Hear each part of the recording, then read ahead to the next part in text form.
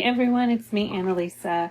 I am going to use my tablet and my pen to kind of annotate and show you how I would break up my task analysis to help me develop my content for teaching. All right, so I have an older task analysis here, so I'm going to say forgive me for some of the Blackboard in here instead of Canvas, but I wanted to do this really quick for you since today's been quite a busy day. So the first section I have, as you can see, I broke everything down into sections. I have quite a long list here, but I'm going to start up here back at the top. So in the first section, I would probably take this section and break it into one area of content. So that means I might make this a short lecture, I might make it a short video lecture, or I might make it a handout. I might make it a question where I ask students in the classroom to share their important things that they think we should know about teaching technology. It's not really as much at this point about how you're going to give out the content to the students and teach them. It's kind of how you're going to break it up. But I will give you some examples. So for this one, I'm just going to go ahead and say I'm going to make this a video lecture because I'm teaching online. So it would be an easy thing in a 3 to 5 minute video lecture talking about it.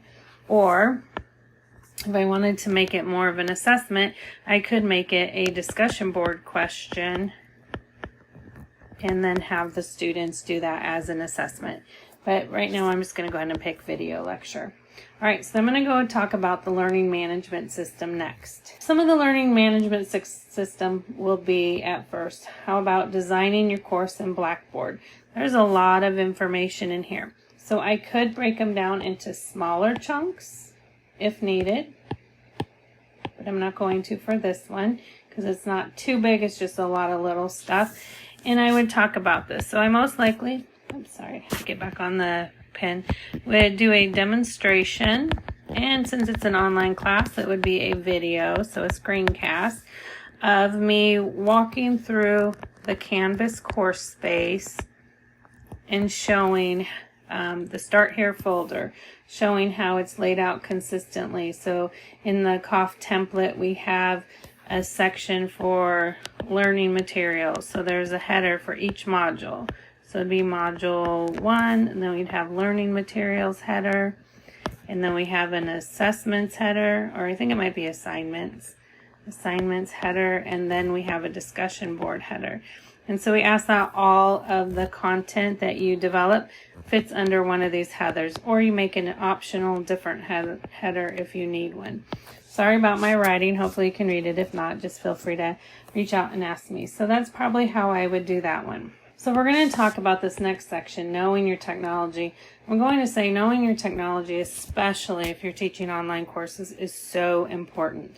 So this would be probably just a resource document I would create to give to the students in the class that were into this online session they were taking. That would point them to different workshops, the support person, and to help pages.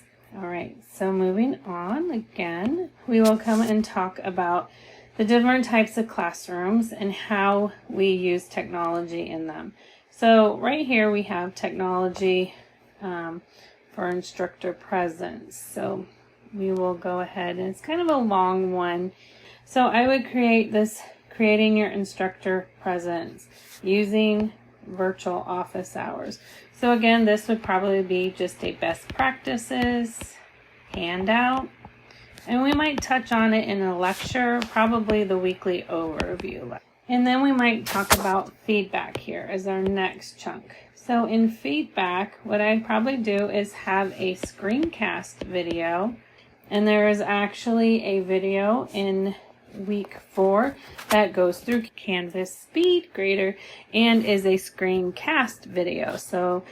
And then I think here for the weekly hello, I'm here with you videos, which are super important in online learning.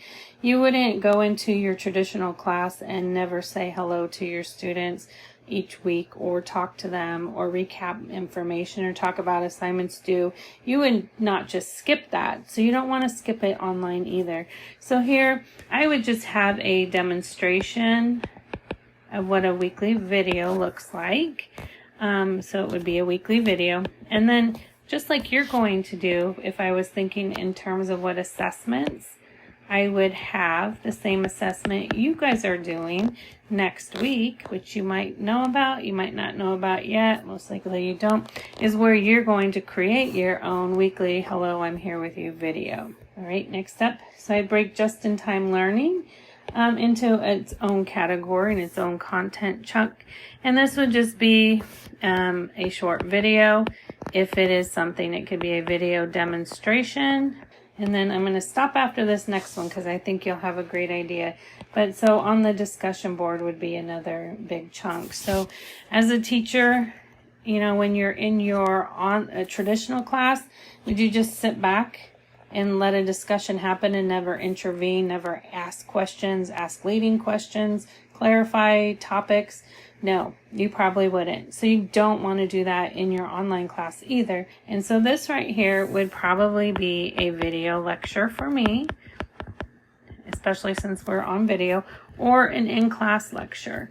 I also think it would be, if I was in class, I would do a little role play where I'd probably walk in the class, sit down, not say a word, and let students try and figure out what's going to happen. Because that is what it feels like when an online student doesn't see or hear from you at all in your course.